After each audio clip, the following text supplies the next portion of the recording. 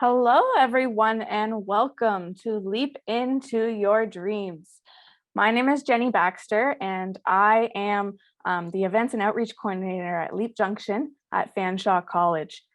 So thank you and welcome to Leap Into Your Dreams. Come along with us as we dive into the journeys that led these sparkling individuals, Alicia McCarvell and Darcy Michael, to social media stardom, and how they've established themselves online and as a leader within their communities. Before we leap in, I'd like to hand things over to Kelsey Curry, Manager of Cooperative Education and Entrepreneurial Services at Fanshawe College, to bring greetings on behalf of the college and acknowledge the land in which we're presenting from tonight. Thank you so much, Jenny. And greetings from Fanshawe College. We're so excited to see all of you here today with us. As Jenny said, my name is Kelsey Curry, and I have the pleasure of managing Leap Junction. We are excited to welcome our students, alumni, staff, and community members to our first ever Leap Into Your Dreams event. And we are so thrilled to have Alicia McCarvell, Darcy Michael, and Emma from the Shine Talent Group join us today. Not only do they entertain us online, but they are savvy entrepreneurs, and we look forward to learning from them today. Fanshawe College supports entrepreneurs through Leap Junction, and I'm excited to be here with the Leap Junction team, Jenny, Nick, Michelle, and David, as we share a little bit about our guest speakers and our signature program, LeapIN, and we can learn together. Additionally, it is my honor to recognize the guardians of the land on which our team are joining you from today. We acknowledge and honor the Fanshawe, Haudenosaunee, and Lenape peoples of Southwestern Ontario as the traditional owners and custodians of the lands and waterways where Fanshawe College is located. Fanshawe celebrates the continuous living culture of the original inhabitants of Canada and acknowledges the important contributions Indigenous people have and continue to make in Canadian society. College respects and acknowledges our Indigenous students, staff, elders, and Indigenous visitors who come from many nations. We encourage you to offer your own land acknowledgement of the traditional territories on which you are joining us from today in the chat. And if you are unsure about what land and waterways you are joining us from, please visit native-land.ca. There will be a link in the chat for you to do so. And now it's my pleasure to turn it back over to tonight's MC, Jenny Baxter. Take it away. Thank you so much, Kelsey. Though we're all joining from different parts of the world tonight, how cool is it that we are still able to come together through the power of technology? I bet Eric Wan, the founder of Zoom, had no clue what his idea would one day be worth, or that Alicia McCarvell or Darcy Michael never thought a video could lead to millions of online followers that they have today. The same way our ideas sometimes feel like a dream, you're likely here tonight because you want to learn how to turn that dream into a reality. So let's chat about it. What brought you here tonight? Let us know in the chat. Are you a business owner? Do you want to be someday? Are you a fan of Darcy and or Alicia? Shout it out, let them know. On your way to being an influencer too one day? Well, maybe just interested in working with one? Let us know in the chat what your dreams are, and we'll let you know how we can help you to get there. Awesome. So, huge fans of Alicia and Darcy. You want to be fangirling. Awesome. Lots of excitement going on here in the chat. This is great. Keep it coming. We're so happy to be here with you guys tonight. So for those of you who are joining us as guests outside of the Fanshawe community, let me set the stage for you. We're Leap Junction, Fanshawe College's entrepreneurial center. We provide students and alumni with services that are essential when looking to start your own business. We offer one-on-one consultations, virtual and in-person workshops, pitch competitions, and other events and resources to gain funding and knowledge to propel you forward in your entrepreneurial journey. At this time, I'd like to introduce David Ouellette, one of our business advisors here at Leap, who's going to let you in on one of the best kept secrets at Fanshawe College, the program that pays you to participate, the LeapIN Business Accelerator.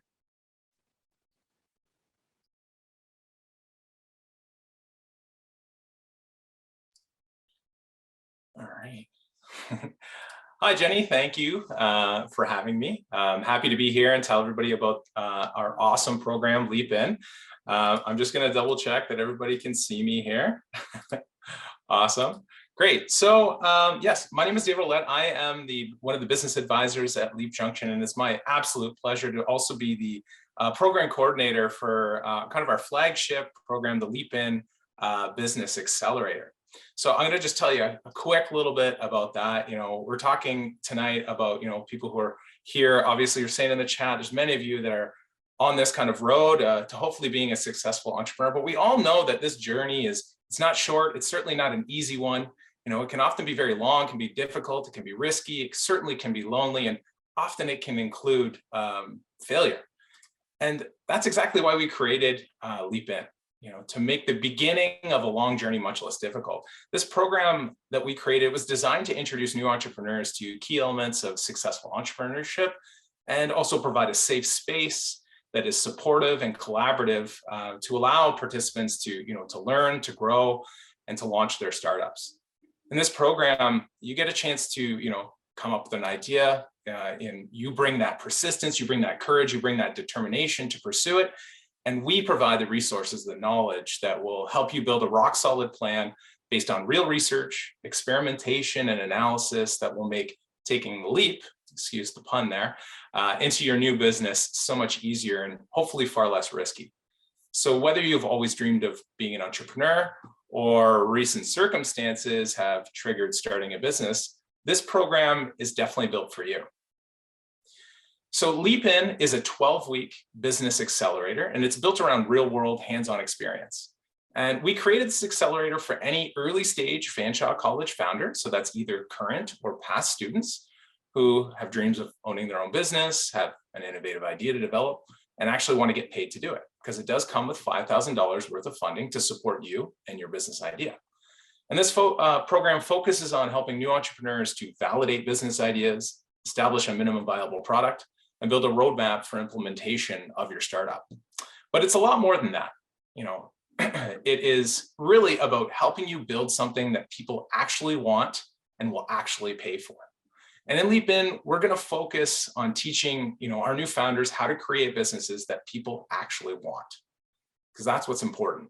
By focusing on developing products and services that will fulfill your customers' needs and solve their problems and help them achieve their desires, you will learn to turn your assumptions about your business into facts through an iterative process consisting of devising and executing a series of experiments that will allow you to conduct and validate your assumptions that you're going to make about your business. Now, we use kind of a lean startup approach to entrepreneurship in this program, and you get to use really cool tools like business model canvas and customer development tools that kind of combine all this theory into actual hands-on practice. But real entrepreneurship, it's not about lectures, it's not about textbooks, it's not about grades. It's all about the work you do outside the building. In this program, you're going to be getting your hands dirty. You're going to be talking to real people, real customers, your partners, competitors, as you kind of encounter the chaos and uncertainty of real startup life. You'll practice evidence-based entrepreneurship, learning to use your business model canvas to brainstorm and test your assumptions and determine if there's anyone out there who's actually going to want to buy what you have to offer. Each day is kind of like a new adventure inside and outside of the program as you kind of test your business idea, develop that entrepreneurial mindset, and build a strong foundation for your company, as well as grow your network and hopefully become a better business leader. And our aim is to have you leave each day with tools and skills needed to help your business idea move forward. So we hope that you'll have a clearer understanding of how to successfully operate a company, get exposure to various tools and techniques for successful business management, and have the knowledge and different resources, learn of knowledge and different resources that might be available to you, as well as develop an awesome community that you can engage with once you leave us, and hopefully have an elevated understanding of how to bring your business to market and grow. Now, in this 12-week program, we kind of split it into two different phases. First phase is about working on that problem. So understanding kind of the fundamentals of evidence-based entrepreneurship, understand lean methodology and creating your business model canvas, the importance of experimentation, understanding customer problems and emotions. Then we shift gears and focus on building a solid solution. And that's a focus on customer discovery and problem validation, financial modeling, MVP and prototype design for your service or your product, experimentation and pitching and storytelling, and a whole bunch of other stuff. We cover over 38 other topics. I know it's a lot. We pack a lot of stuff into this program.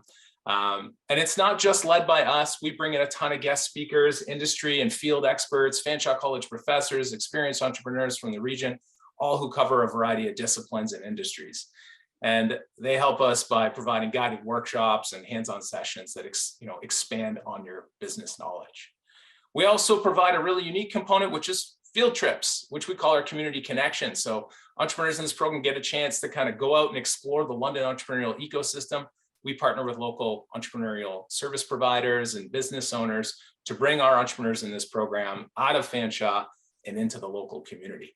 You also get access to freelance assistance. So each business will have access to freelancers. So we have graphic design students. These are co-op students. We have marketing students and accounting students that will help with the development of your business as well. We also help to foster a really awesome support system. And that's another unique component of our program. We carefully select the cohort with the intention they're going to become a support system for each other as you move beyond LeapIN. So this part of the program is not easy. So when you are applying for this, we're looking for key attributes that will help us ensure that you're going to be a great fit to the group. So we provide opportunities for the cohort to kind of build this camaraderie and get together. We do that through lots of opportunities to get to know each other on a personal level through our field trips and skill sharing presentations, team meals, and socializing opportunities. These are just some photos of different things we've done with the groups here. Of course, you also get access to our awesome business advisors at Leap Junction, who will be there to support you each and every day. And you'll have bi-weekly progress check-ins with your coaches to make sure that progress is being made as well. And then lastly, we have our demo day event. So that's the graduation day. So this 12 weeks culminates in a graduation ceremony that's all about celebrating you and everything you've accomplished. And this is a chance to share your business with the community. It's a really great opportunity to really showcase what you've built and drum up some business for the first time with your startup. Now, just the last details here.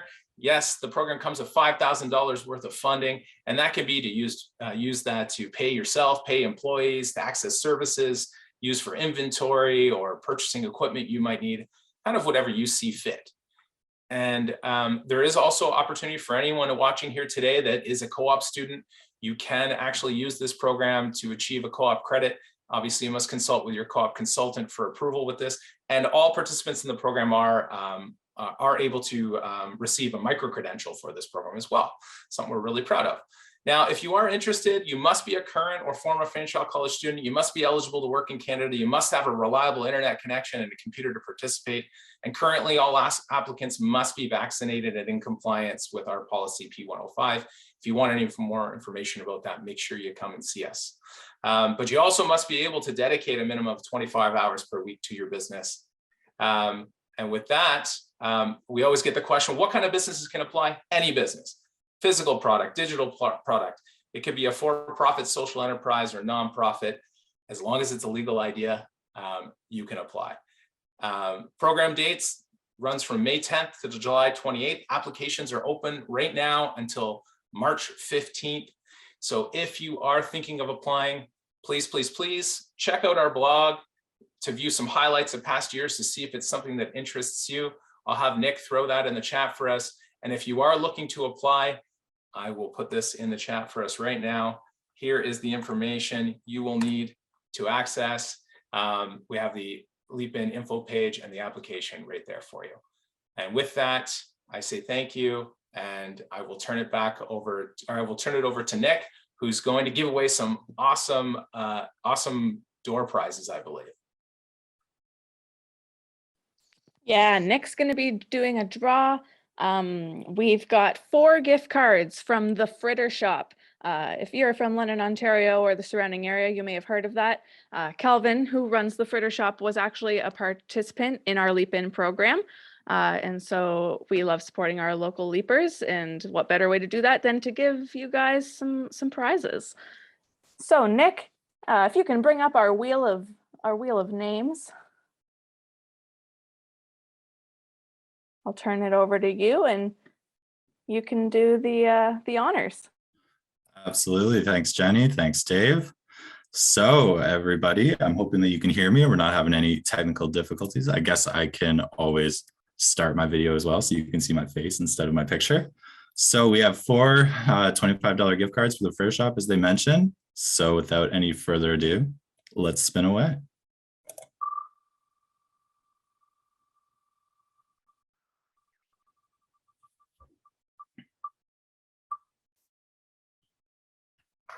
All right, so our first winner is Marianne Sawyer. Congratulations. We will get in contact with you after the webinar and we'll coordinate how to get that gift card to you. All right, so the next contestant is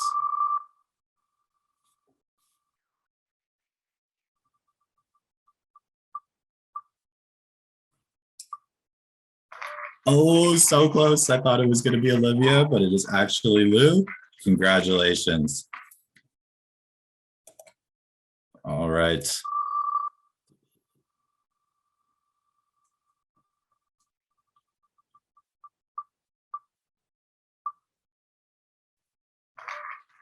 Harley Brandon, congratulations. Okay, and for the final moment.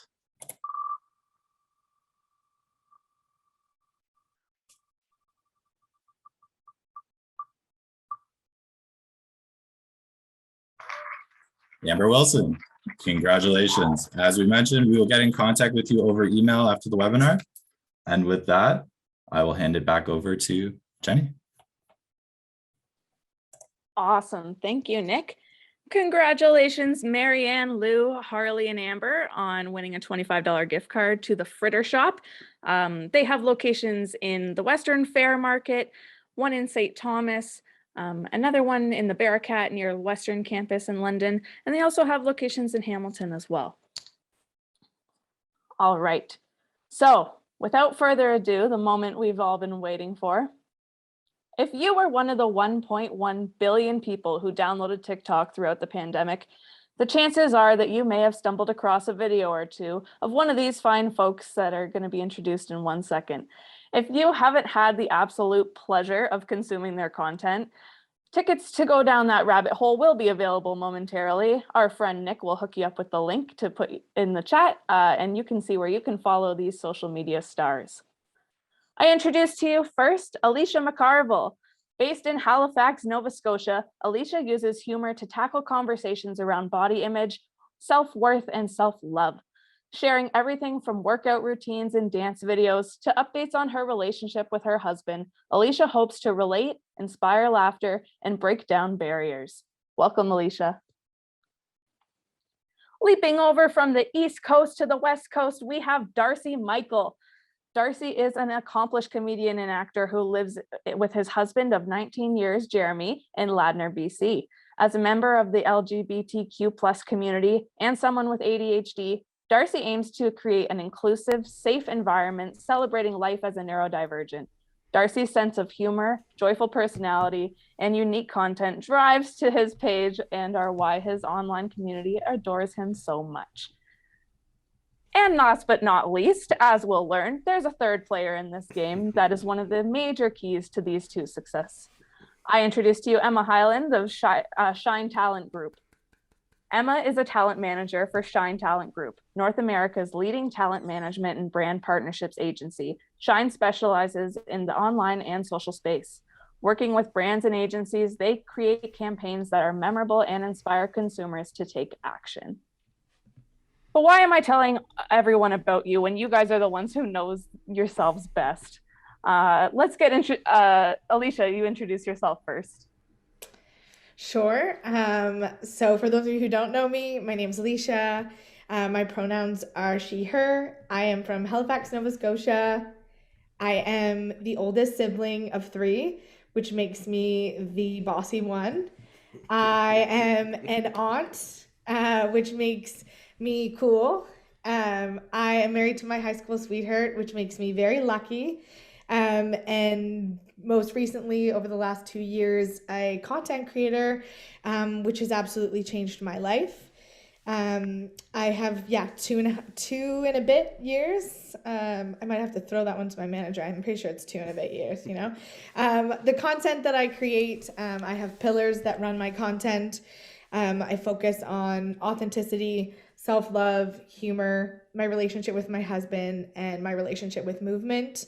And I'm showing up here excited to be talking about the business side of what it is to one, be a content creator, but also understand that there's so much more that goes into it. Awesome. Thanks so much, Alicia. Darcy, over to you. Hi. It's so hard for me to not giggle when I'm in a room with Alicia and Emma, so I'm going to apologize to everyone right now because it's usually just a big old love fest. My name is Darcy Michael. I am a comedian and an actor and writer and accidental influencer. It was definitely not what I expected from my journey online, but first and foremost, I'm a husband to my husband Jeremy of 19 years and a father to our daughter Grace, who just graduated university last month, so I'm feeling very old right now. I'm a content creator by accident. It was sheer boredom from COVID. I've been creating content online for about 13 or 14 months. Before that, I strictly did stand-up and acting, and I am constantly leaning on these two beautiful, wonderful, intelligent, strong-minded women to assist me in things that I don't understand. That was beautifully put. Emma, on to you. I'm like, I guess save the best for last, guys. I am totally kidding. My name is Emma. I have worked for Shine Talent Group for 4 years now and have been a talent manager for almost 3, I want to say. We're based out of Toronto, Montreal, and LA. We manage social content creators all over North America. I believe we're probably like close to 150 talent strong now. Basically I help to facilitate partnerships between brands and talent, like the lovely two you see here today. And I learned a new word for how is my feeling for being here, which is, I think it's called sighted, which is scared and excited because it's the first time I've ever done something like this. So I'm excited to be here. That's awesome. Thank you so much, you guys, for sharing. Oh, well, we got the introductions out of the way. Let's dive a little bit deeper, shall we? So, how did the two of you get started on social media? I don't know if Darcy, if you want to go first. You said that you kind of came into it accidentally. Like full stop. I was horrible at Instagram, Twitter, Facebook. I never really cared about it. I got a dog in 2019 and I started a TikTok account for her because it was really easy to edit dumb dog videos. And so for a full year, I just was a viewer on TikTok. Like I was just learning about the app and I started to notice about 6 months in that Yuma was really popular. That's my dog, Yuma.dog, very fun. But she started to blow up and the like entertainer in me got super jealous. I was like, wait a second, my dog is more successful on social media than I am. Like this should change. But I also noticed that there was a change happening on TikTok, that people were starting to trend older. Like it wasn't just for kids. And then I was like, okay, like here's something. Like my industry shut down because of COVID. I've been referring to myself as a house husband. Let's dive into this and really become the house husband I've always wanted to be. And so I just started like putting stand-up clips on a new channel. And the first clip I did overnight, it got 1 million views. And I was like, I know that this is like, I'm hitting an audience that I've never been able to reach through traditional television. Like I have a stand-up special that streams on Crave in Canada and now worldwide, but like that's all accidental viewers. TikTok drives content to viewers that want to consume what you're doing. And so I was like, okay, I'm hitting a queer audience, I'm hitting gay parents, I'm hitting kids with gay parents, like I'm hitting all these things. And I said to Jer, it was last December, and I just remember saying to him, I was like, I think this is going to unlock millions of fans. And he was like, okay, Darcy, like, I'm off to work. Have a good day. And it was like 4 months later, we hit 1 million fans. And I was like, all right, you know. And then it just kind of grew from there. But it's been a like lightning fast, in my opinion. I'm out of breath just thinking about it. And I hit single moms. I saw that in the comment. I love my mom. And I'll jump in. Mine's very similar to Darcy. It was an accident. I had lost my job. I decided I was going to take some time off and start creating and just unlock that creative part of myself that I had suppressed for a really long time, working that traditional 9 to 5. And I too lurked in the background of TikTok before I ever started posting anything. And I started just before, well, I think about a year before Darcy was on it. And that was the minute the pandemic hit, essentially, is when I had posted pretty close to my first video. And I had a video that just went viral. And I also tapped into an audience that needed and wanted to see someone their own age on the platform itself, who needed and wanted to see someone that was living in a fat body on the app, and successful and happy. And I just had tapped into all of these things that I too was like, exact same situation. I told my husband that this was going to be it. And he was like, okay, I'm off to work also. So, and I had been unemployed. So it was very hilarious how that would work. And then I picked up a full-time job, all while creating content. And it got to the point where I was doing so well with my platform that I had to make the decision to, no pun intended, leap into doing this full time. And that's where Emma came into my story and has been a blessing ever since. But yeah, it definitely happened by accident, but everything since the accident has been intentional. And I think that that's kind of the coolest part about the platforms in general, is just the work that goes into it, and the people behind the scenes that you don't get to see. But yeah, mine's very, very much similar to Darcy's start. If I can even just interject and give a little antidote about Alicia. I know we talked about it on my podcast, High School Sucked, available everywhere. But I actually was a fan of Alicia's from when I had Yuma's account. And part of my journey before posting on TikTok was, I had put on weight during COVID, and I was a little worried initially about my fans seeing that I'd put on weight, and I found Alicia, and it was just like her message was a blessing and continues to be a blessing. But it is one of those things where, like, you're putting content out there that it entertains people, but it hits them in the feels, and it gives them courage. So you created this beast, McCarvell. Who's paying you to say nice things about me? Emma. Yeah. Okay. Always sticking on brand. I don't know, guys. I think we got the bill on this one. yeah. Okay. Fair. No, I kid. But Emma, I'm going to hand it over to you. So we've heard about their growth. How did you get connected with Alicia and Darcy? How did that happen? Well, I am so sorry, Darcy, because Alicia was the first one who stole my heart on TikTok. I had just actually been promoted from the bookkeeping side of the company over to the talent management side. And they were like, go out there and find you someone that you love, that you feel really passionate about. And Alicia had been coming up on my For You page forever. And I was like, I don't want to look at her account. She's not going to be a Canadian. And I'm going to be so irritated that I have to send her to our US team and I won't be able to rep her. And then one day I was actually at the cottage and I was like, I'm going to do it. I'm going to look. And lo and behold, she was from Halifax. And I was like, this is the best day ever. I reached out. I sent her just a gushing email about how much I loved her content. And I was like, please let me rep you. I think we could do great things together.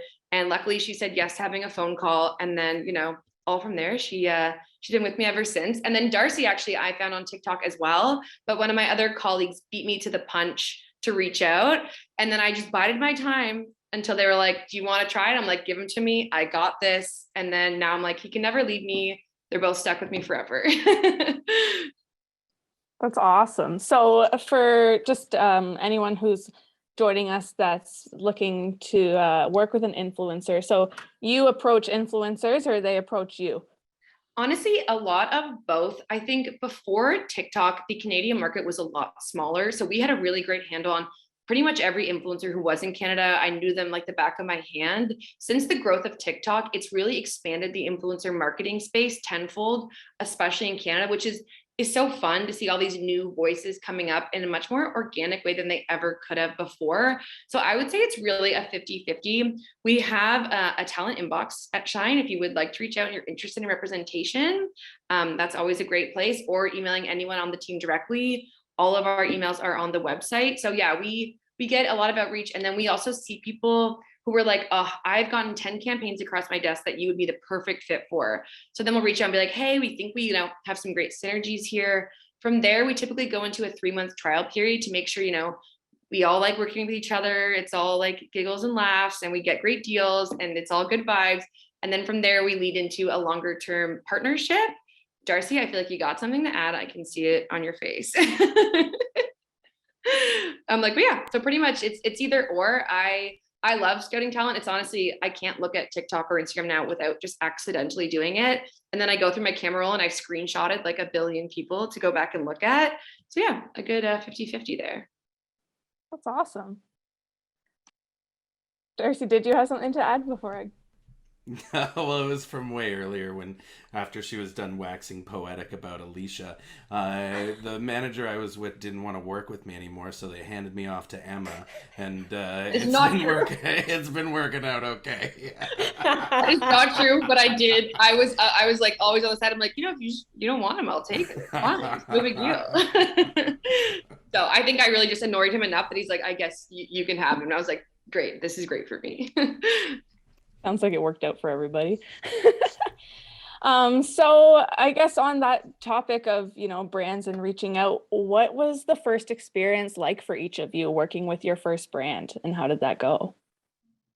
The first brand that I worked with was local, and it was pint size. It was that they just had reached out to me, and Emma helped me work it all out, which was really great because it was something close to home, and Cove Kombucha, it's everywhere now. That was like my first ever real brand deal, and it was fun to get to film it. And my team, obviously, the cool part about having Emma and the team that follows Emma is just they work everything out for you. So they're the negotiators. They're the ones who work out the contracts and look them over and support you more than just your content. My life also, they also support my life. That's the other part of it. But yeah, it was so much fun. And the cool part about a lot of the relationships that I made right away when it happened with brand deals, I've been able to kind of keep on working with, or they've come back around as my platform has grown, which has been really fun. But it was easy in the sense that the technical side of things, which I had been dreading as a content creator, was already all handled for me in the background. And then I essentially get a brief and I create my content. It goes back to the brand. They say yay or nay, and then we work from there to make sure it's exactly what they want. But yeah, it's definitely the part I get to do, the part I'm most passionate about. Emma gets to do the part that nobody's passionate about. Alicia, it sounded like Emma followed her dream to work with you, though, so it might be her passion. I was gonna say, out of all the jobs I've had, best one. I'm not going anywhere. I'm like, Emma gets to Zoom with us a bunch of times a week. She's got a pretty good thing going. I do. I think my first one was I learned some lessons before Shine came into my life. My first one was Spotify, and it came directly from TikTok's head office. Spotify had reached out and wanted to do a brand partnership with Jer and I, and the first lesson I learned is never agree to do something without seeing the brief. It's something Emma and I bring up multiple times whenever I would go, give me the brief first. because I think for our channel to stay authentic and real is that we want to be able to approach all of our brand deals with a hint of comedy, or like something that lines up, and so Spotify, I thought we could do whatever we wanted for this thing. We send in multiple, and I'm talking, I think by the time it was finally approved, we were on our 15th filming, because they became just a nightmare to work with, and we ended up having to settle on doing it verbatim how their marketing agency wanted it, and it was so cheese and like for our first ad, I was sick to my stomach about it, and the money was shit, all of it, everything about it was terrible, and then from there we found Shine, and I started to learn, like, oh, you can push back, like you can say, yes, I'm gonna do this, but here's my avenue, and it's been a lot easier because I don't like being the hard ass, and that's why I pay Emma, because I can call Emma and go, no fucking way, and then she can translate and go, Darcy has a few questions.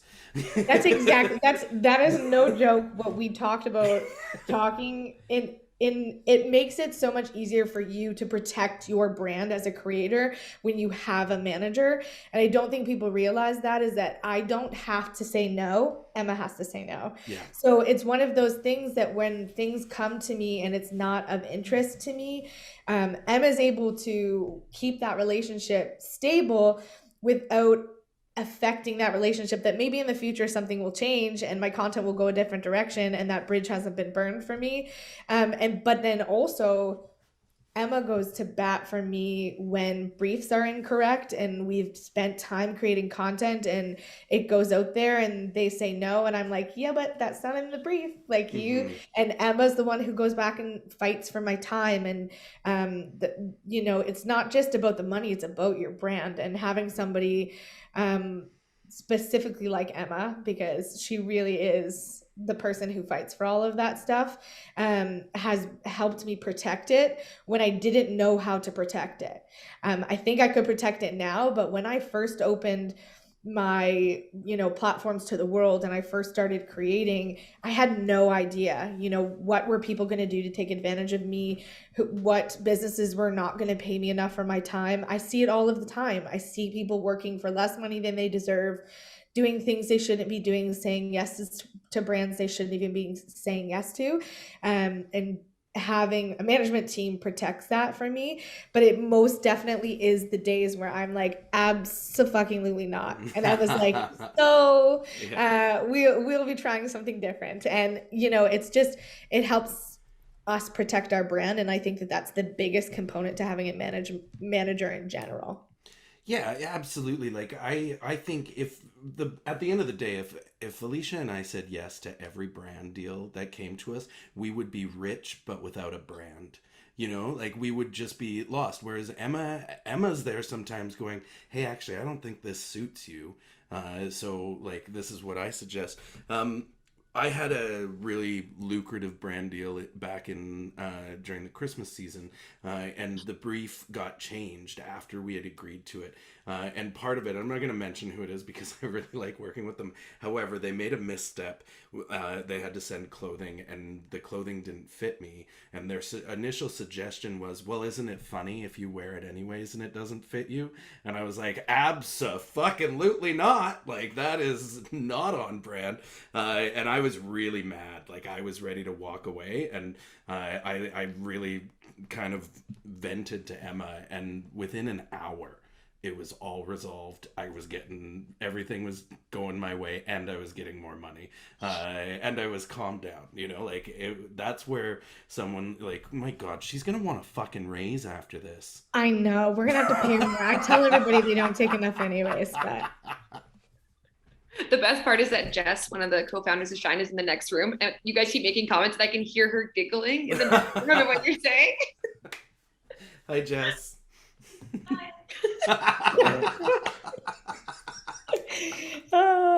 Oh, that's incredible. I love that. But I feel like what you're saying kind of what our job is. I like to think of it as like a water softener. We soften everything so they come at it full speed. And I'm like, okay, what I'm hearing here is that you're unhappy with this.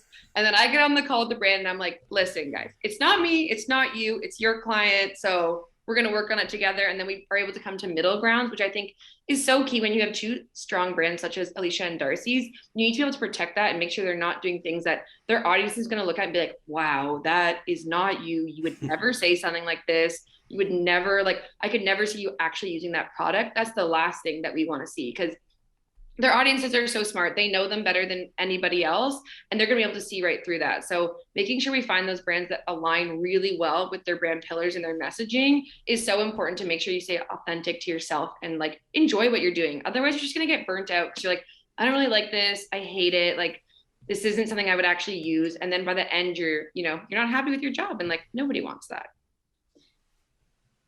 Yeah, absolutely. So we've talked about, working with brands and keeping up with your brand, I want to jump over just to the audience side of things. So, you started on your own accounts, you grew from friends to fans. Like, what was that experience like? And what is it like managing a community in a sense? It's funny because I refuse to tell any friends that I was on TikTok. It's been fans from the get-go, because I was like, you're a 40-year-old man posting on a kid's dance app. Settle down. Just wait and see what happens. Jeremy and I are really spoiled with our comment section. It is one of the most enjoyable parts of TikTok. I don't know how it happened.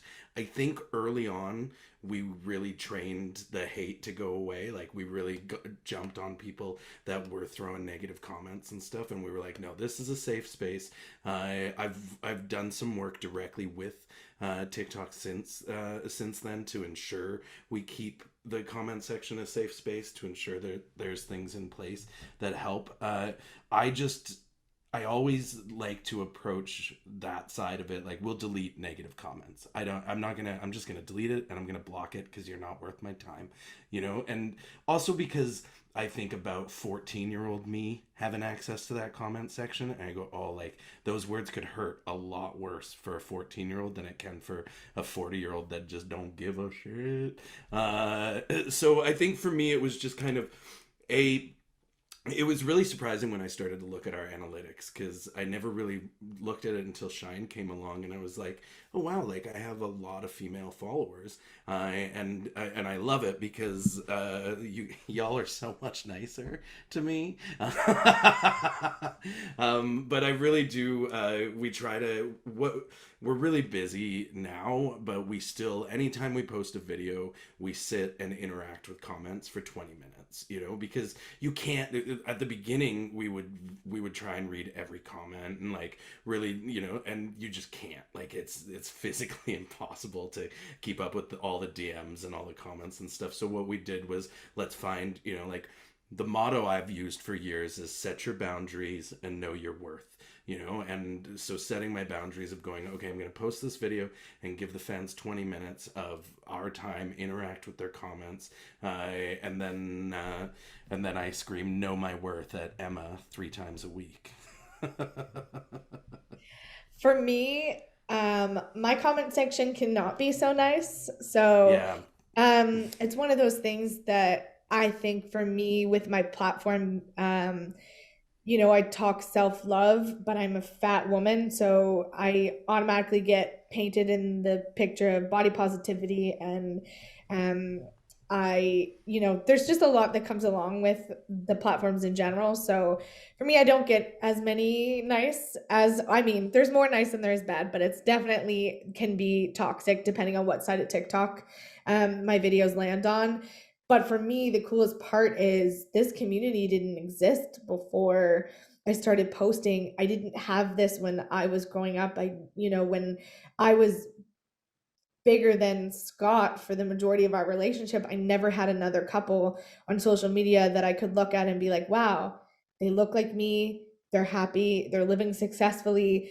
you know, maybe I don't have to be so worried about this.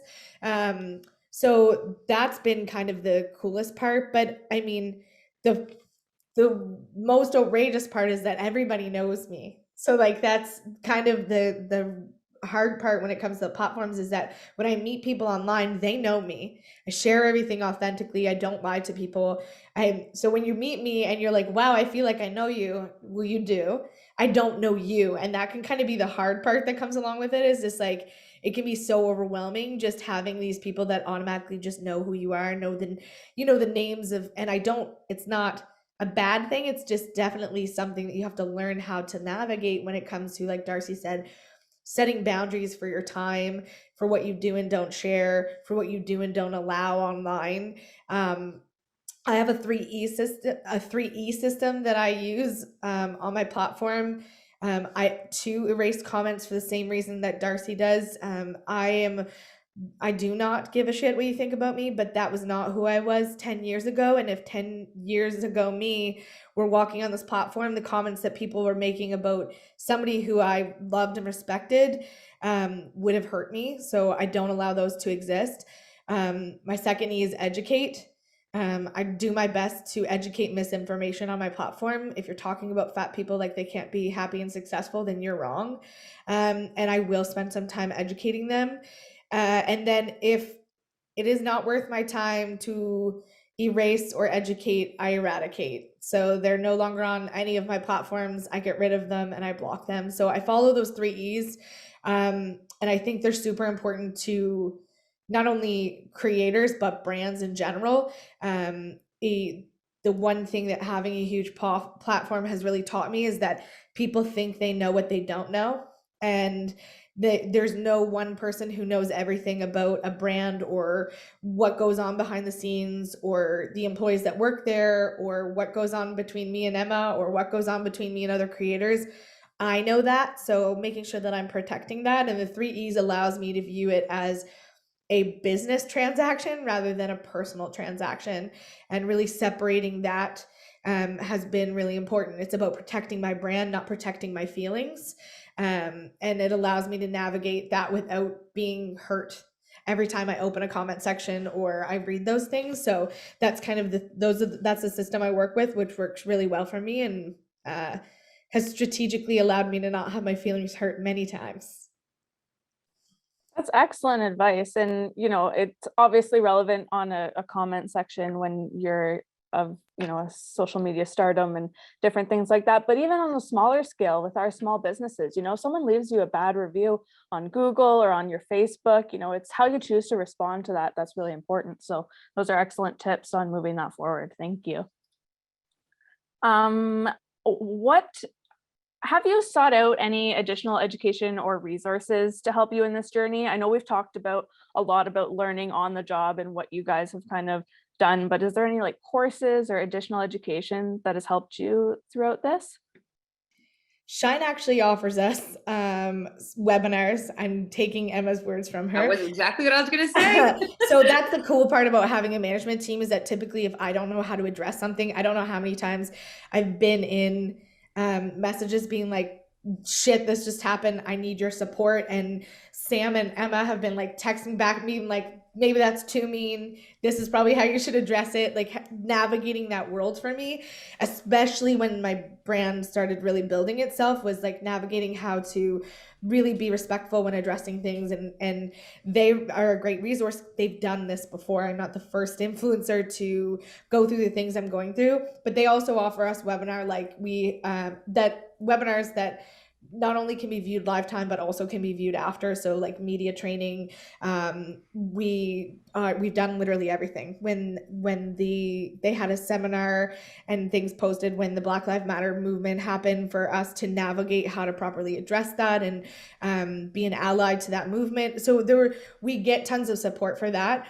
For me, a lot of my education just comes from running I worked for Good Life Fitness for 8 years and I was a manager and I navigated managing people, and you don't really realize how much that experience can really be transferred to social media and a brand. And then I've worked with, there's tons of other businesses out there online that are seeking to educate. I just finished a really incredible diversity, equity, and inclusion training with Build with Bloom. And they have a track that's for businesses, but also for influencers, which is really new to have a space that can be for both. And it was just incredible to see how that works for my platform, but also how it works for businesses as well. So there's tons of opportunities, but having a management team, Shine really does support us with that.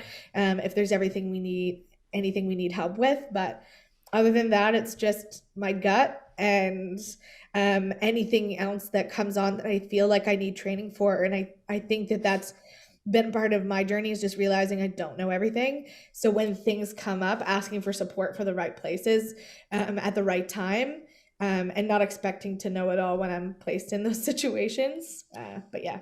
I feel like, Alicia, you brought up such a great point about, influencers are not perfect people. They're going to make mistakes. So allowing them that opportunity to make that mistake and, learn and grow from that, exactly like a business. If you're growing a business, everything you try is not going to work out 100%. So, allowing influencers to play in that space and learn from what they've been doing and, educate themselves further is so important. They're not CNN, they're not CBC, they're not news stations who have all the information happening right now. They're just like you and me, who are, seeing things come out as it happens. So, just giving them that space to, take a second, educate themselves, and then come back and be able to share it, from a place where they know that they're not giving you misinformation or misleading information. I agree. No, I have ADHD, so education and me don't go very well together. Full disclosure, all of the Shine webinars my husband attends and gives me the Coles notes. And then I say, okay, boss, I heard 3 of those things. I think for me, I've been navigating self-employment for 15 years in Canada as an artist, and until TikTok, I was still doing really well. I had a sitcom on CTV and the stand-up specials and stuff, but I learned really early on how you communicate with people outside of your zone it's really important to, when I'm working with, whether I was working with a festival booking me, from the Halifax Comedy Festival, the first time they booked me and stuff, you learn, or through missteps, what you're doing. And also giving up control is so hard but important. There are better people. I always say I want to be the stupidest person in the room when it comes to my team, whether it's my acting management, my my tour managers, or Emma. I want to know the least amount of our industry compared to everybody else. So I was really lucky early on to find a really strong management team in the entertainment side. Emma is someone that, for those of you that don't know, Jer, my husband, left his corporate job at the beginning of this year, and that wouldn't have been possible without Emma in our corner, and it was terrifying because I was like, here is this woman that we've never even been in the same room together, and we're taking this huge leap, but it's a leap that we've been waiting for 15, 16 years, and it's been amazing to do it. I would also love to clarify that I am not a one-woman team. I have a bunch of other people who work with me. One of them who I know is in here, Salvi. She is an integral part to our team. Nothing would happen without her. I would crumble immediately. So shout out to everyone at Shine. When I say Emma, I mean Team Shine. Yeah, all of Team Shine. Absolutely, yeah. Shout out to Salvi, because I coordinated a lot back and forth with her for this as well, and she was great. She was my manager for this. Working with your team has been wonderful. So I see why Alicia and Darcy choose you guys. I will just ask, so, we're talking about having a management team and different things, like being the stupidest person in the room. I would love to know, when do you feel like you needed help? Like, when is the time, at what point in your growth were you like, I need someone else to help me with this? When I wanted to start making money. Honestly, I think there's never, and I need to be clear about this, there's never too early of a time to start asking for help. And especially if you have the opportunity for free education and the free resources and seeking that yourself. The internet is a beautiful place. But the minute I wanted to start making this my full-time gig and making money was the minute I did need help. Luckily for me, everybody else saw that I needed help and then sought me out first. So I didn't have to do the seeking. But that being said, there are plenty of other talent agencies out here. And it's one of those things that there were other people in my mailbox that I just hadn't opened and hadn't really cared to really talk to. But Emma came with a very shining star review from somebody who I'm very passionate about, which I think is really important. And especially when it comes to the person who is going to manage your brand, your business, your money, and, really support you in growing it, is that you're not just picking a random person on the internet, that you know who you're working for and with and who's going to protect you, and reaching out to people to say, hey, I see you work with this person. Can you tell me about it? Because it's not worth risking your brand to not know who you're going into business with. And when you're talking small business to content creator, it's all the same. And you need to know who you're working with and working for. So getting those affirmations from other people about who you're about to enter into business with is so important. But yeah, the minute I wanted to start making money was when I needed help. And I think I need help every day. And it's not just about right away or making money. Like, I will need help going forward. And like Darcy said, like, being the dumbest person in the room, and just, I don't want to know everything because I can't, but I do need support to know the things that I need to know. And just knowing that throughout the journey is that there's no question that is too silly to be asking, especially when it comes to your livelihood and the brand that you're trying to create. So yeah, I needed help right away. Luckily, Emma entered my life when she did. But yeah, never too soon to start seeking the information that you need and the support that you want to have. Absolutely. I just want to reiterate, whenever anyone asks me what it's like to work with Shine, I say they're great, but Emma's awful because she doesn't have time for anybody else. Okay? It's so true. I was, like I said, I had management team before, and after the Spotify thing, my acting management tried to handle one campaign for me, and it went south as well. And that's when Shine reached out to me. It was Derek who was great. But when they reached out, I was really hesitant because I was like, this isn't what I'm here for. I'm here to make some fans and sell some seats for when I go back on tour and have more album downloads and that kind of thing. But Jared and I had started doing merch, and that's when we kind of started to realize, it was like, okay, this is beyond just selling tickets to a comedy show in a club somewhere in London, Ontario, or Halifax or something. And I was like, okay, like, we're seeing, purchases worldwide. And I was like, this is getting bigger than any of us could have imagined. And that's when, like, Emma, the first time I met Emma, and I knew I'd seen the work she was doing with Alicia. So I'd already seen, like, the footprint that she had in place. And so I knew that, Alicia and I have similar vibes. And so I was like, I feel like this, if she can work well with Alicia, she can work well with me. And then we met, and it was just like instant. I was like, okay, like, we're going to talk for 4 hours every time, but it's worth it.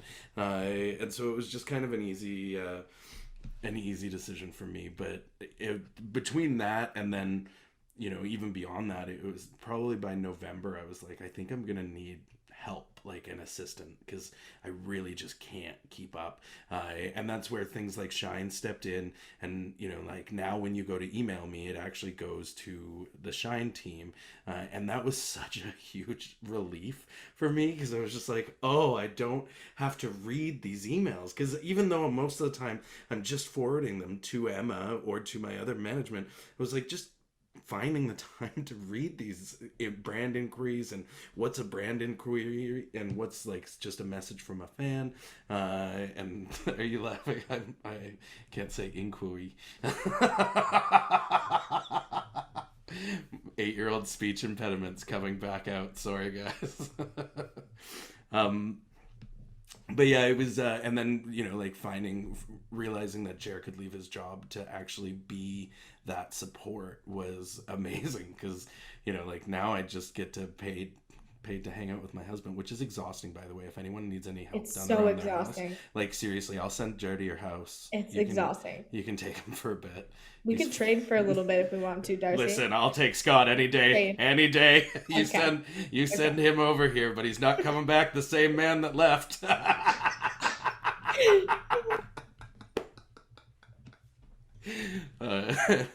And then I get kicked out of the chat. Yeah, I forgot to do the disclaimer in the beginning here. Yeah. No, I kid. But just thinking, you know, we've talked about everything that you guys do and like a typical work week, like day for you. You both do it full time, but what does full time actually mean as a content creator? Like, is it 35 hours a week? Because I know just from some of our entrepreneurs, they're pulling double, triple that sometimes. What is it like to be on all the time?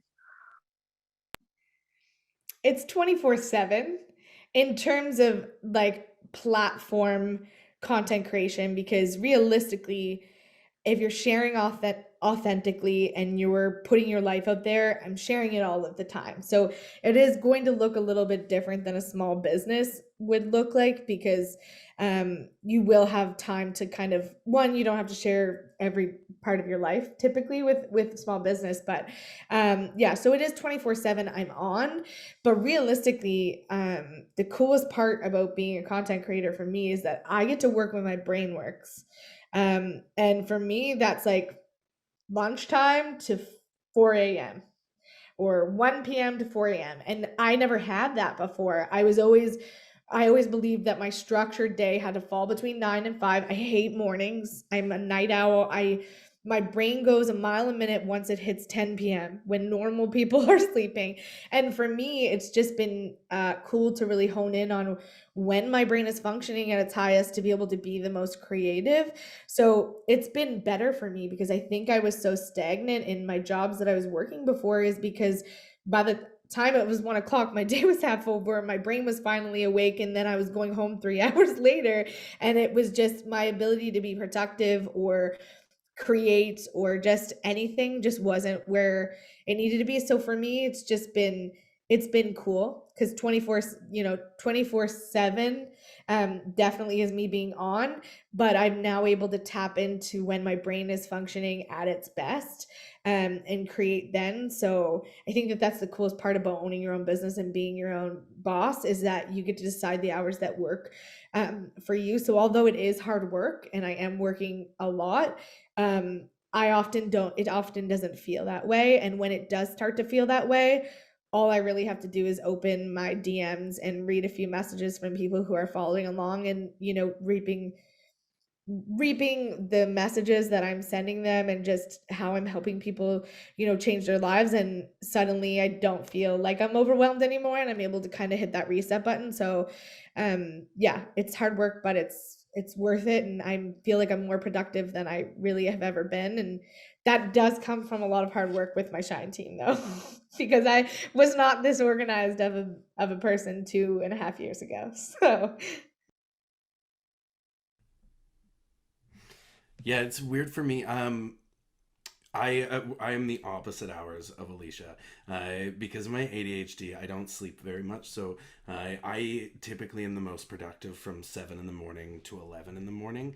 And if you don't get me in that time, you get, well, and usually I'm probably stoned by 1, so it's on you. But not for you guys today, Leap. It's been a long day. But I realized early on, like, I was the most creative in the morning, it's when I wanted to do the most writing for like my stand-up and everything.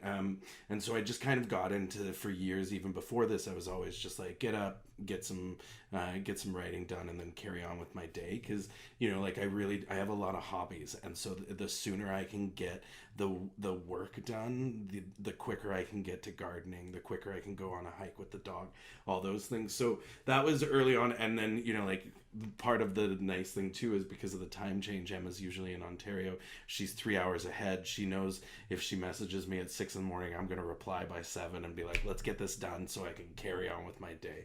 It's interesting now, like there are definitely, again, to setting my boundaries, because like Alicia, we share a lot of our life online, and there are just straight up days where I'm like, you're not filming. Like, I don't want to film anything today. And Jer and I both, when we have our morning coffee, do a little check-in, like, because we do have this, you know, like our rule is, you know, if you think something's about to happen or something is happening, film it. And then after the fact, we both decide if it's postable. Like, that's just how our relationship's always worked. I've talked about Jer and Grace on stage for 15 years. I never would say anything about either one of them without them giving approval.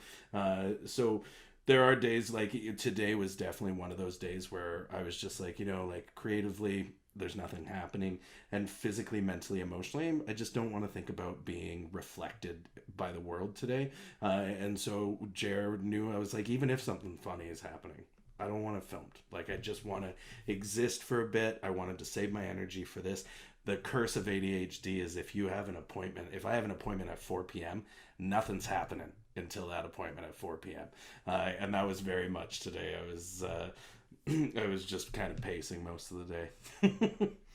It's so funny because I made a joke to our team earlier that I tried to have this event earlier, so because I'm the same way. When something's at night, like I think about it all day, and that's what I'm focused on, right? And so yeah. It's so especially when I'm touring stand-up and my show starts at 9 p.m. and I'm up at 7 a.m. I'm like, well, this is a long day of doom scrolling on my phone. Here it goes. Not me, everybody. I'm thriving. 9 p.m. here. I'm doing great. I fear when we're in the same city together and Emma and I are like in our bathrobes at 8:30 making tea, and Alicia's like, put your heels on, ladies. We're going out. I feel like it's so interesting how being an influencer or a content creator really does reflect a lot of the same things as being either, you know, working for yourself or being a contract employee. You have your ebbs and flows, like as both of these two know very well. The Christmas season, December, November, is a crazy time in the influencer marketing space. And for them, they're working 24/7 during that time period. Like everything they put out, you know, who's not annoying you for a link? Like if I put up a story, no one cares where it's from. And you guys have to really think about everything you're sharing. Am I sharing the link? Is this available in Canada? Is this sold out? Do I have more affordable alternatives to share?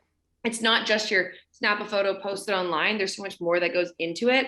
And then on top of that, when you're really heavy with a lot of campaigns, you know, writing a caption that includes all the brand messaging, stays true to yourself, and, you know, there's everything that needs to be in there. It takes a lot of effort to get really good at that. And that's one of the things I hear most from people who are new to the industry. They're like, I didn't know writing a caption would be like such a task and take so long, or, you know, getting all the key messaging that you need to into your stories within that 15-second time frame. It can be difficult. And I think, you know, people are like, oh, you must just like take it on the go and you're done. It's like, no, you might shoot that 3 or 4 times until it seems natural. It includes everything you need, and it's going to like pass the brand's approval. So it's a lot more than just your average, oh, I took a photo and I get to post it and tag the brand. There's multiple rounds of edits. A lot of times there's days in between. They'll go back and forth on the caption and, you know, what's appropriate. So I think that there's a lot more behind the scenes than people realize in the everyday. And even I didn't fully understand it until working in this job. And now I'm like, I don't think I want to be on the other side. You know, it sounds really cool to the outside, but I'm like, I don't think I'd be good at it, especially trying to be in front of a camera. Like, think about you when you're having your worst self-love day. Now you have to be in front of a camera to get branded content that's due on this deadline that they can't move because that's when the product launches. You know, it's hard to show up every day on camera and, you know, feel confident. So I say kudos to everybody out there who does that. It's harder work than I think a lot of people think it is. Yeah, those are all excellent points. and definitely we can relate with the small business and Christmas season. You know, the time doesn't stop there. That is one popular feedback item we get at Leap all the time. You know, we'll see you in January. Talk in January. So that's how that goes. I am looking at the time and realizing that we're almost running out of it. So I want to jump over and get to the audience Q&A questions as well. So I'm just going to bring up some of those. Let's see what we've got here. All right. So what is one golden nugget of advice for folks or students who are wanting to become a social media influencer? Build your pillars and stick to them now. The coolest part about my pillars is that I created them so early that my content has been consistent since day one. And this goes for businesses too. This isn't just a content creator thing. No matter what brand comes my way, I have to figure out how it falls under my pillars. And if it doesn't fall under my pillars, then it's not a brand that I should be working with. Or is it a brand that I can bring one of my pillars to, and is the brand comfortable with that? Because that's not always the case, as Darcy mentioned. Like, if you can't bring your humor to it, and that's one of my pillars, then it's probably not something I'm going to work with. Same thing goes for content I share that's not mine. Same thing goes for the people who I work with and interact with online. Do they fall into my pillars? And I think that that's so important to do right away before you ever think it's a viable idea or something that could happen, because I created my pillars when this was just a dream. When my platform had just kind of grown minusculely, I had my pillars ready to go because those were the things that were important to me. And it has really been my compass when navigating what to do and when to do it and who to do it with. And having that from the minute you get started or before it even happens is just so powerful, because it just keeps things consistent, and consistency breeds trust with your audience, trust with your management team, trust with the people who you're working with. So I cannot hit that point home. No, you need your compass, and my pillars have been my compass for sure. Absolutely, I agree. I also think, don't pigeonhole yourself too early, and make sure those pillars are there's a few. I've seen it a lot with TikTok, where TikTok in particular, where one kind of content will hit with for that creator, and you look at their content 6 months and a year later, and you can see the deadness in their eyes, because it's the only thing they're stuck being able to do. So take risks early on to find what's working. I think our overall on our with our content is joy and safety. Obviously, we wanted a place to be where people feel good about themselves and just feel light, but that can that's a broad thing. So obviously we have our niche moments in our videos and stuff, but I agree with what Alicia was saying is I think the benefit for both Alicia and I is we are older than what a influencer looks like, and not to throw you. Yeah, okay, fine. Speak for yourself. Okay, sorry, I forgot you just turned 19. You look great, but it is we have the benefit of time and confidence and knowing ourselves better. So for a younger influencer, I would just say really try to be the best version of yourself, but also I can't say this enough, and Alicia's hit it a bunch. Be authentic and don't be afraid to be vulnerable. Go watch my special on Crave from 2018 and go watch the stuff I'm putting out today, and the difference is that I'm vulnerable now. I give that side to the audience. There's a wall on my stand-up that I cringe when I watch it, because I go, oh my God, who is this big tough guy that thinks he's so funny? Give them a little heart. Give your audience something to want to come back for. If you're looking to make it maintainable, authenticity is where it's at. Absolutely. as Darcy said, I'm far too old to be anybody else than myself.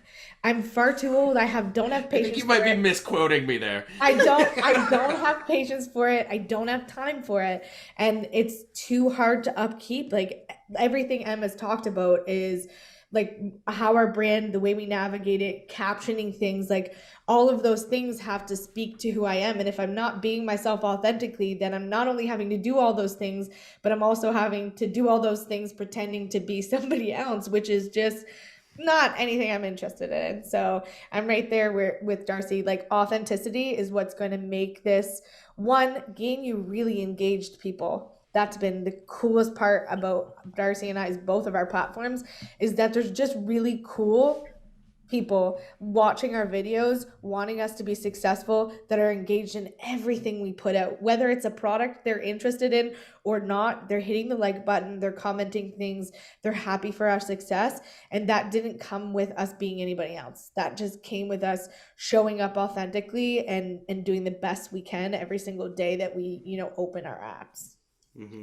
I would say from a talent management perspective, don't focus on the numbers. We are not looking for people based off the follower size. We're looking for them based off their community. So exactly what Alicia and Darcy just said, if you're being authentic, if you're showing up as yourself, if you're being vulnerable with your community, those people are going to love you. They're going to interact with you and they're going to stick around. And those are the communities that stand the test of time.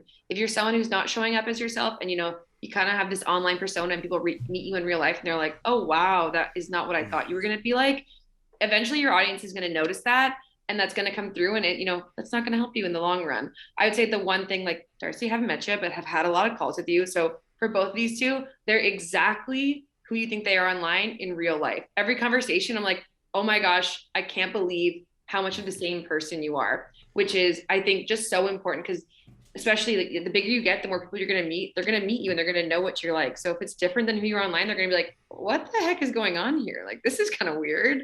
So being authentic to yourself, don't focus on the number, focus on that community and, just do what you want to do. Don't worry about the trends too much.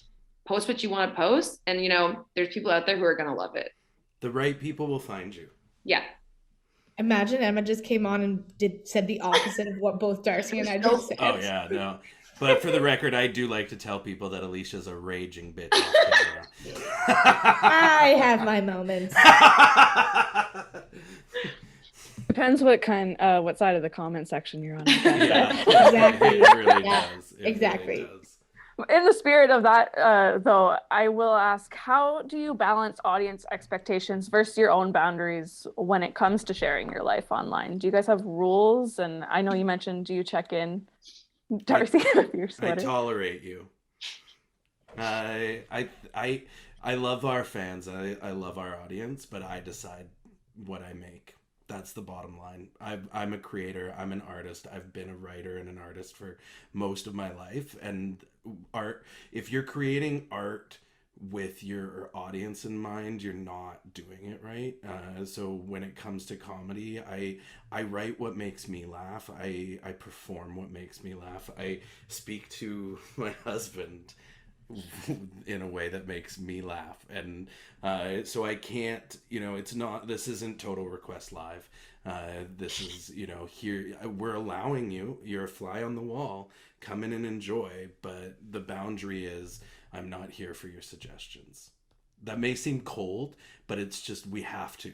Like the fourth wall is so hard to navigate now that we are this close to each other. You're watching Facebook or you're watching a TikTok, it feels like a FaceTime video. Like, so it's really hard when we are so approachable and stuff. And I always say, like when people come up and say hi and stuff, we absolutely love it. And I never want that to stop, because something I learned early on when I was touring with Russell Peters, Russell will take photos with everybody if it takes hours. And I asked him once when we were getting on a flight, we were late, like everything was screwed because Russell was taking pictures with fans in the airport. And I said to him, I was like, well, why? And he was like, when they stop asking for pictures, your bills stop getting paid. And it was just like, that stuck with me. Like, I love our fans and I always want to interact with them and stuff. But when it comes to the creating side of things, that's where I put my boundary. Yeah, and I set I set boundaries pretty regularly. I think it's really important, not only for my brand, but also for businesses in general, that you don't know everything that is a boundary until you have to set it. Sometimes people don't step those lines until you're, 6 months into building a brand or creating or in an online space, and you have to acknowledge that. Sometimes you allow people to get away with things. That's the beauty of boundaries, is stepping back and being like, saying, hey, when I started this, I was a people pleaser, but I've learned really quickly that I'm never going to make everybody happy. So I have to set the boundary that you're getting what I give you, because that is what, it's for us to compare it to a brand. I have my pillars. I have what I'm selling. I have what I'm putting out there. You wouldn't walk into, a shoe store that talks only about shoes, that has only shoes, and be like, well, why don't you sell sandwiches? And it's like, well, that's not my brand. That's not what I'm selling. That's not, who or what I'm putting out for. That's not what I'm good at and what I'm knowledgeable about. And I think that we forget that sometimes in the creative space online, is that, I do have a lot of people coming on and being like, well, why aren't you talking about sandwiches? And it's like, well, I don't know a lot about them, and that's not where I'm confident, but there's tons of other people out there talking about sandwiches who would be better off to talk to you about them than me. And so setting those boundaries and explaining those boundaries to people has been really helpful for me, and really helping people understand, because again, people think they know everything they don't know. So when I set a boundary, people can be like, oh, what? You're so rude.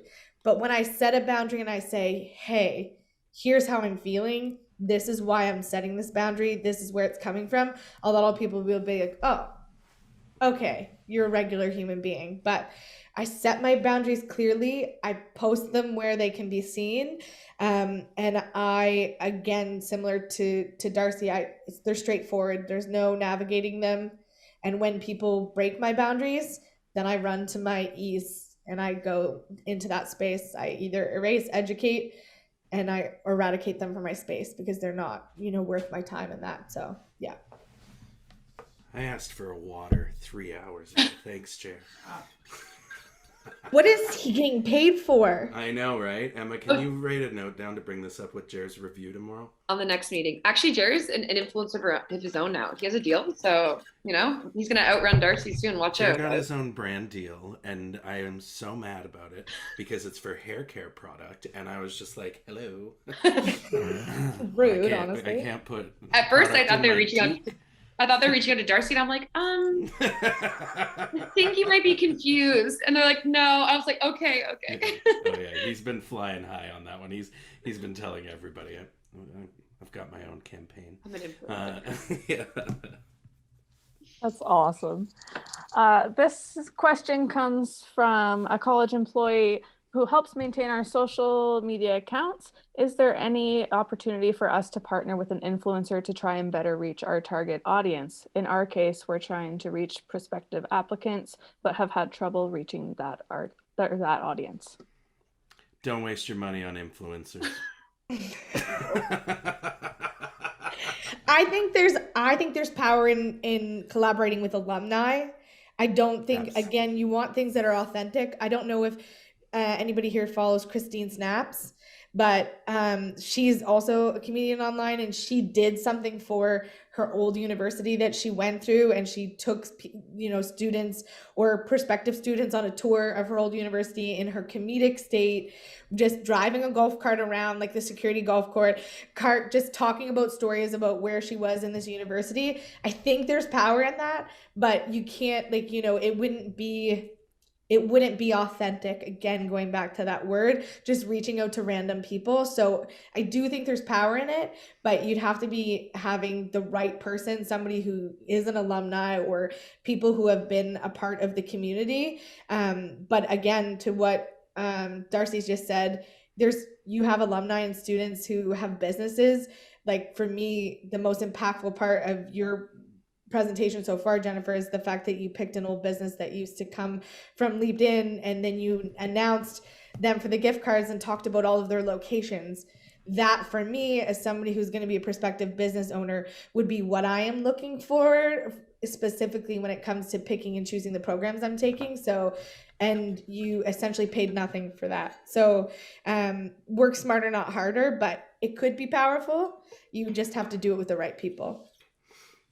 Yeah, my instant initial reaction was celebrate who's already been successful in your education, and especially for business owners, they get something out of working with you. It's a mutually beneficial relationship. You're pulling off of a community that already exists in their world as well as in yours. That's naturally where I would kind of push that suggestion as well. Also, I think you guys should really utilize putting paid ads behind your posts, boosting them to your people in your vicinity, because I'm sure a lot of alumni live in the London area, and you can really hone in on those specific age groups. So you're not getting kids like who go to Western. You don't need them here at Fanshawe, and keep it to the older demographic with a very like niche area. So you're really hitting everybody who you know has been there. That's actually.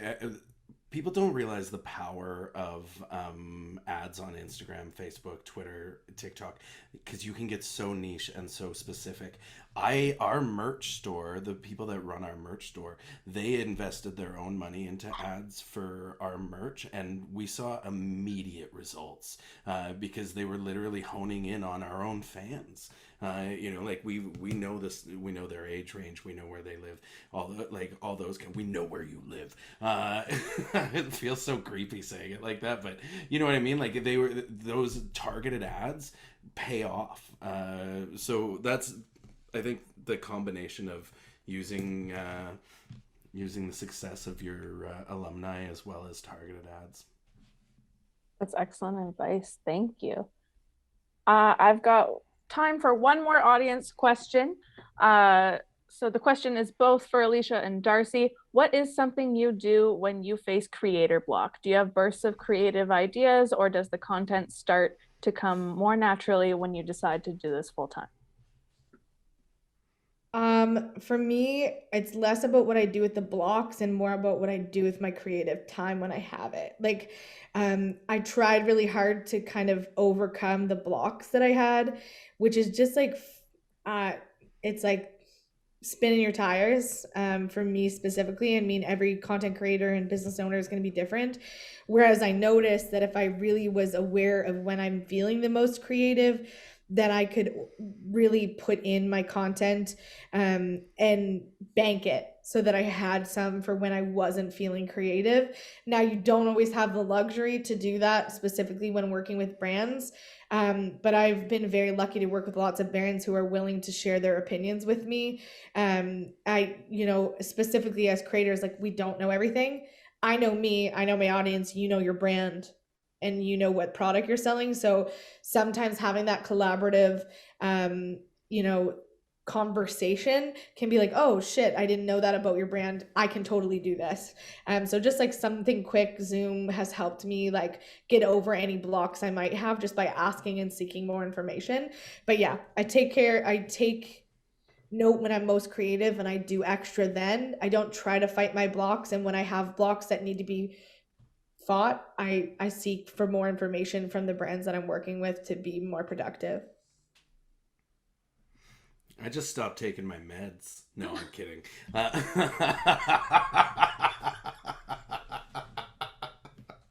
That's horrible. Listen, as someone that, I've been creating for a long time, and you really do have ebbs and flows, and protecting my mental health is always going to be my number one goal. And if I can't put out content for a few days because of that, that's fine. That's allowed. And that's been incredibly hard for me to come to over especially the last 3 months. I've felt, because you've always got momentum, you're always like, we're very lucky. Alicia and I, make no mistakes, we know how lucky we are and how grateful we both are. I know because we've talked about it, but our growth is still going up. And with that comes this kind of hyperactivity where you're like, you feel the need to constantly be putting content out there. And when it comes to that block, I have gotten to a point where I go, okay, like, catch your breath. go do something. Especially as a comedian, I've always written from a biographical point of view for my stand-up. And when I was so busy touring as a stand-up, I wasn't writing as much because I wasn't living. So I had nothing to write about. You know, no one wants to hear about airplanes and hotels. And so I took a break from touring and went and lived for 6 months so I could experience a way to write again. And so I think it's the same thing. Like if Jer and I are just stuck in this house not doing anything, you know, like we play a lot of video games together. So I should probably just start filming that when I have those blocks, because it is a lot of me yelling at them. But yeah, I think it's, you know, I guess what I'm trying to say is protect yourself first and understand that the brand is still going to exist. I know we live at this lightning fast pace that I hope isn't always the case, but we consume things at such a fast pace that we feel like we have to be creating at that same pace. But I'm consuming things that were created 60 years ago. You know, I'm still watching The Golden Girls. That thing was made 30 years ago, and it's going to exist for a while. So if there isn't a brand new video today, a follower can just go and find something from 6 months ago. You know, like there's definitely no lack of content from either of us. So I think it's okay to just give yourself those blocks and those breaks. And Emma helps us protect that. Shout out to Emma. Like, I think that that's really important from a content creator point for those who are looking for that support. We've talked about management from the strategic money side and business side of things, but at the end of the day, Emma is my friend. And if I am going through something, or if I'm having a rough go and I'm like, yeah, today's tough, Emma's like, cool, just moved all of your meetings, or cool, we're going to try to push this. Or she's just gotten so good now at analyzing me and my schedule that I got a message not too long ago where she was like, we're going to push that to Monday. And I'm like, cool. I'm glad I didn't have to be the person to say that.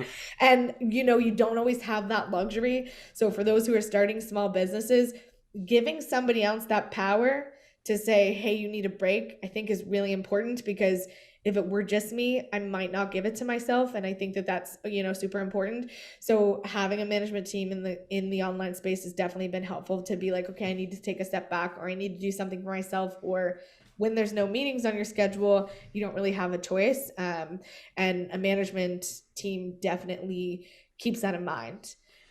I mean, if I'm not myself, I'm not creating, and Emma's not making any money anyway. So realistically, it does nothing for nobody. But yeah, so having that has been helpful too as well.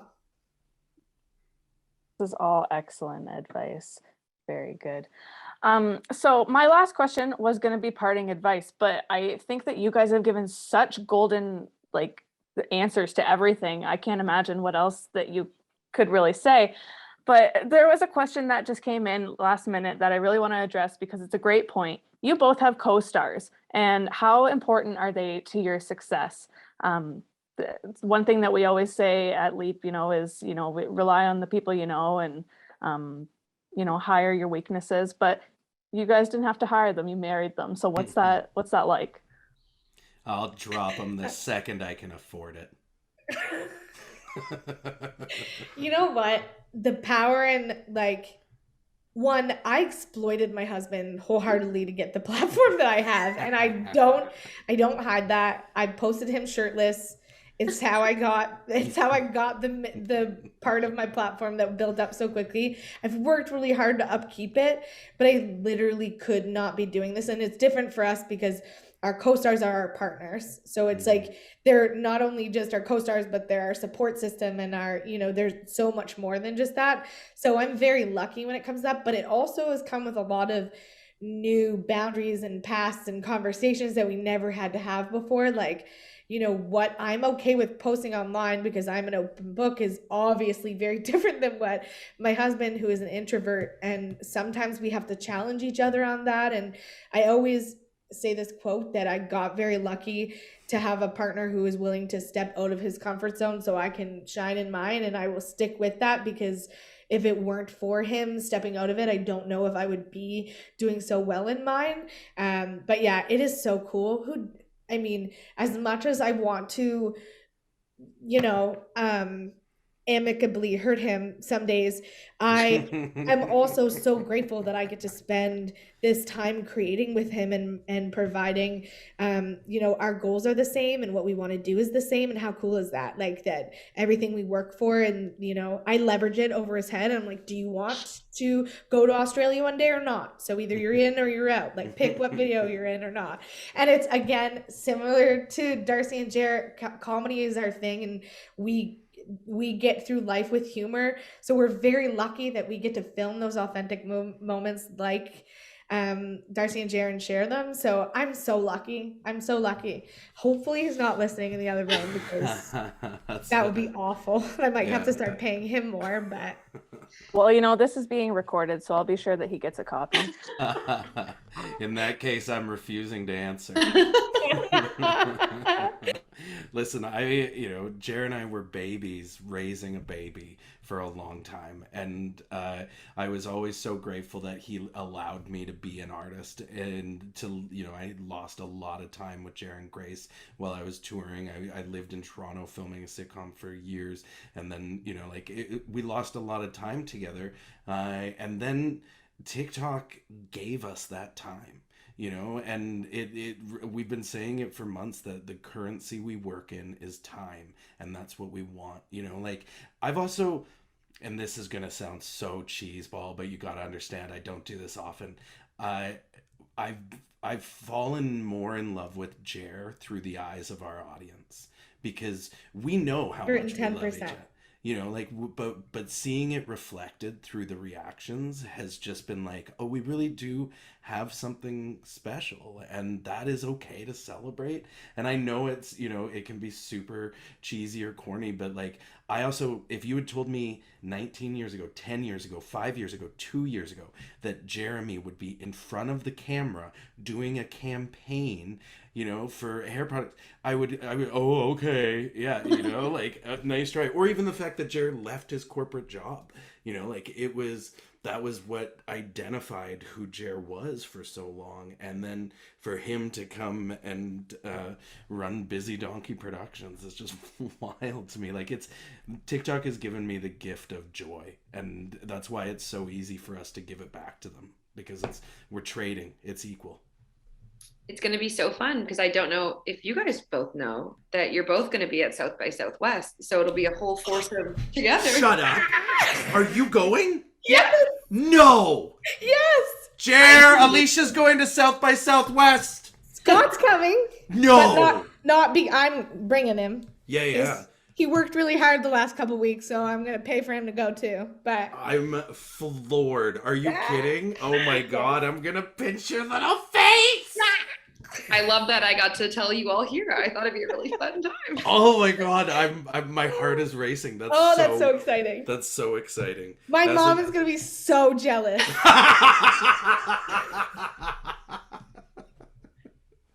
This is absolutely absolutely magical. I love this. That was a bomb you just dropped, Em. I know. I'm like, I had it in the back of my pocket. We're gonna need that to be cut and sent to us for content reasons. Yeah, I absolutely will put that on the to-do list for Alicia tomorrow. and Scott are gonna be at Southwest with us. And you're both with Prime Video, so we're both doing Prime. Different campaign, but oh, same I know what program. your campaign is. Oh yeah, you do. Yeah, I do. Yeah, you oh do. Wow. Okay, get out. Bye. Jer said, "Oh wow, that's fun." That's Minimal reaction. Okay, obviously I'm hugging Darcy first. Yeah. Well, this has been the most lively conversation I've had in quite a while. Thank you both, all of you, so much for joining us and sharing your advice and your laughter and your humor. You both, I mean, I speak for myself, but I think I speak for everybody that's on this meeting right now, that, you know, we're all big fans of you, and you guys put out just such joy and awesome things into the world. So really, we're really appreciative of having you here with us. So thank you. Thank you. Oh, sorry, go ahead. No, I was just going to say thanks for providing a space for people to dive into business. We need more of that. For sure. So Without further ado, I'd like to thank each of you for leaping into this conversation, providing some, pardon my pun, but some falcon awesome advice for these folks to take with them on their journeys, wherever they decide to explore, whether that be a business venture, an online community, or just realizing that even the biggest of dreams can be made a reality if you work at it hard enough. So thank you for inspiring our Falcons, both past and present, who joined us this evening. And if we inspired you to take the leap into entrepreneurship, our team from Leap Junction will be sticking around for the next 15 minutes to answer any questions you have about our LeapIN program or getting involved in entrepreneurship at Fanshawe College. So thank you all very much. I hope you enjoy your evenings, and we'll see you soon. For having us. Thank you. Thanks, y'all.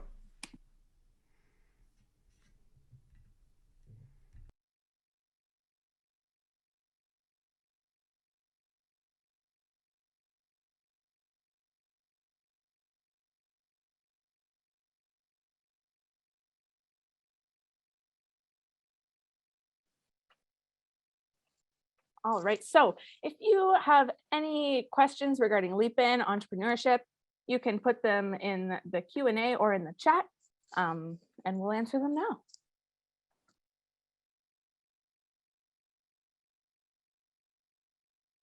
So we just got our first one. It says, could you explain Gus, from Ron Kelly? Yeah, I think I can handle that. Hi, Ron. Yeah, Gust is our application platform. So it's basically, it's specifically designed for business accelerator type programs. So for our, I'm not sure if you're asking for just what is Gust in general or how are we using it, but we are using it for the LeapIN Business Accelerator. So you go there, there's 3 parts of the application, you click through. We'll ask you a series of questions that you're asking to apply. Yeah, so it's just our application platform. The application is quite detailed, so definitely if you are considering applying, don't wait until March 14th at 11:59 p.m. to apply, because it will take you some time to answer some of the questions with enough detail to be a good candidate for the program. So you can go in and save your application and keep editing away at it until you have a satisfactory kind of application. You want to make sure, because I was worried about a USA company. Ron, are you a USA company?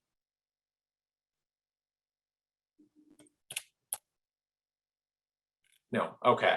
Yeah, it is an American platform. We have ours set to private, so only people with the link that we've shared with you can actually apply. The platform is also for public accelerators that don't have a limit on applications as well, but ours is set to private since we are only allowing Fanshawe affiliated individuals to be applying into the program. Awesome. I can take a crack in the next one too. You're on a roll.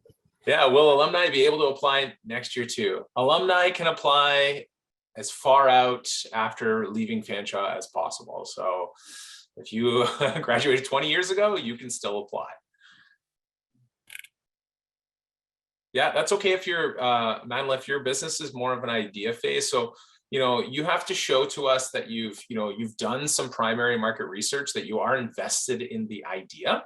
So check out the application and see if you feel like you'd be a good candidate. If you want to talk to us more in detail about where you're at in your entrepreneurial journey and whether we think you'd be a great candidate, we would love to talk to you one-on-one. You can book a session with one of our team on our website. I can throw the link in the chat right now. I think it's book-online, I believe. I hope that's right. I can grab it. That's correct, yeah. Yeah, okay.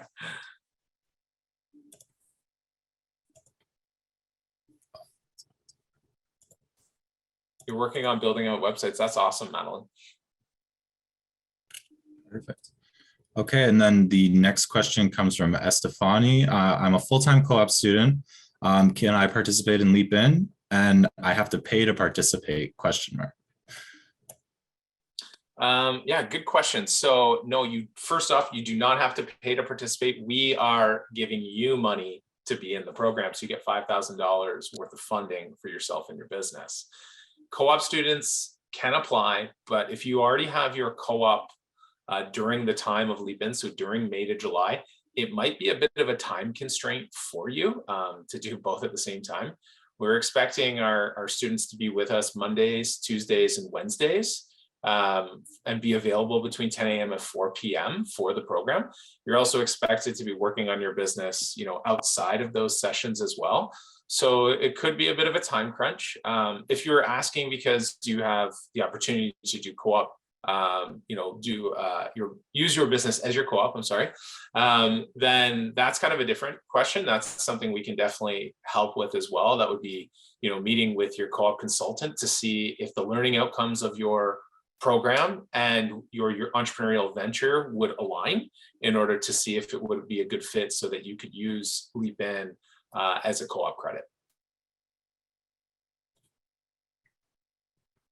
Great. Okay, so if anyone else has any more questions, please feel free. The time is yours. We do have till 9 o'clock. You're very welcome, Estefani.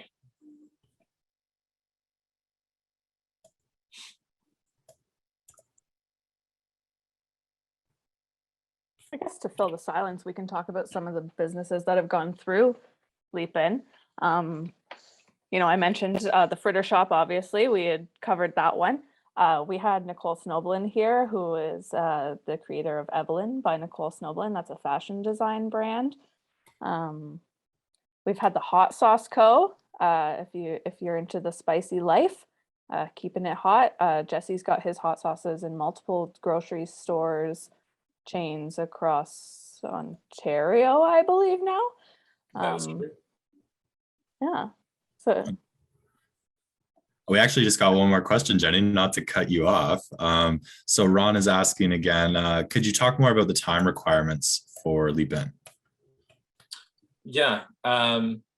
So we are looking for you to be participating with us on Tuesdays, Wednesdays, and Thursdays. So we'll start our sessions at 10 a.m.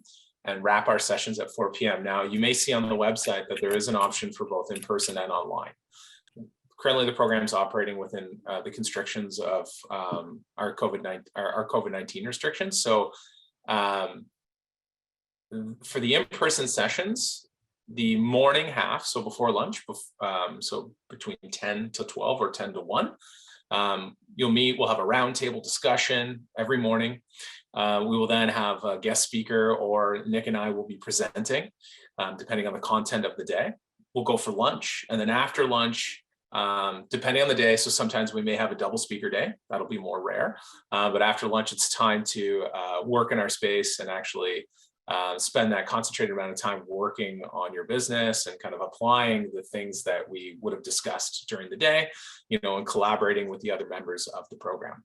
So that's kind of a typical day. If you are online, we'll be asking you not to stay with us from 10 a.m. to 4 p.m. We'll be asking that you come for the guest speaker sessions, for the breakout roundtables, and we'll be providing as much,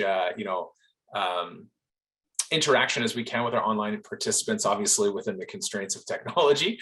But we don't expect you to, stay on with us that long on a computer, because I think that would just be punishment. But there'll be opportunities for you to collaborate in different ways.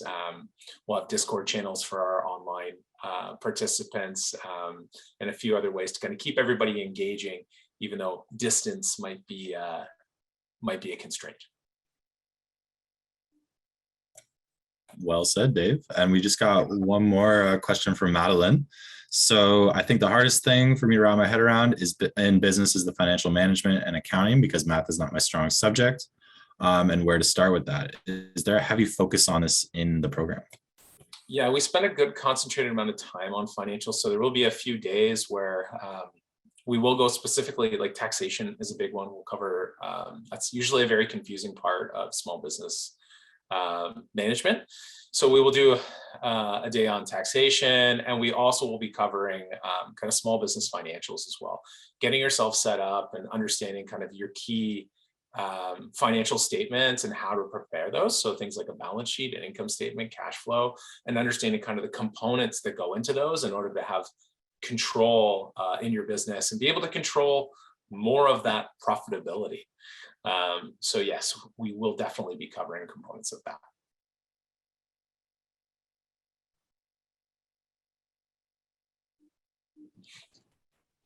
I guess that's a good time to talk about taxably too.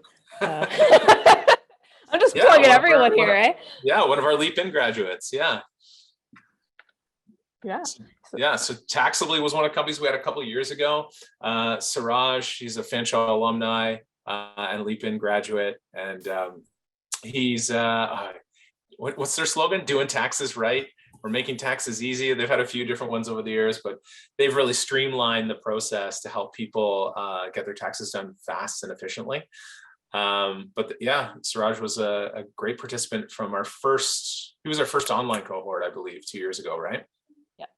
Yeah, we've had what else do we have, Jenny? We had Greenovation Eco Dinnerware, so compostable, really awesome compostable take-out containers and dinnerware made from palm leaf and coconut. That was Chintan Shah who had that business. We have many. We've been doing this since 2017 was the first year. So we've had a lot of graduates through this program. We're really happy. This year is going to be the first time we've gone from 10 participants. This year we're through sponsorship with RBC. We've been able to take it from 10 all the way up to 20. So we're really excited to have that many people with us day to day, learning from us and learning from each other. Richard Gracious, yes, yeah. Yeah, there's quite a few from that. He was in the first cohort, I believe, with Lena from Soft Flirt and Nicole Snowland. Yeah. We had Lisa from Four Elks. Oh yeah, Lisa. If you've been to the factory, to any of the Christmas markets, you definitely would have seen a lot of LeapIN graduates there as well. A lot of Fanshawe companies being represented there as well. Yeah, David Ouellette, tell us about your business. Yes, I am also a graduate. So I'm an example of, I guess, somebody who came into the program and kind of validated themselves out. So the business I joined LeapIN with, during the program, we realized that it wasn't going to be a good fit for various reasons. We were 3 partners involved in the company, and the direction we were going and the financial viability due to that direction just wasn't fitting. So we did a bit of a pivot and a change. And the company, it was a sports marketing agency actually that I was working on at the time. Yeah, but I'm also involved with another company as well, Border Pass. We've had that for about over 10 years now. So that is a water sports company focused on wakeboarding and paddleboarding.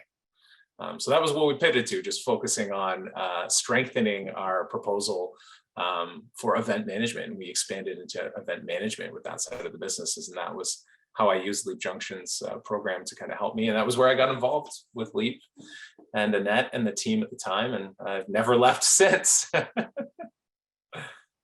Well, once you take the leap, you can't undo it, right? That's very true. If there are no more questions, or if you still have questions that maybe you don't want to ask in front of an audience, you can reach out to us at leapjunction.ca or send us an email at leapjunction@fanshawec.ca. If you're watching this recording, you can contact us through those channels or through our social media, slide into our DMs. But we're happy to answer any questions that you have that weren't answered today. So once again, thank you all so much for joining us this evening. It's been an absolute pleasure, and we'll see you soon, hopefully in person.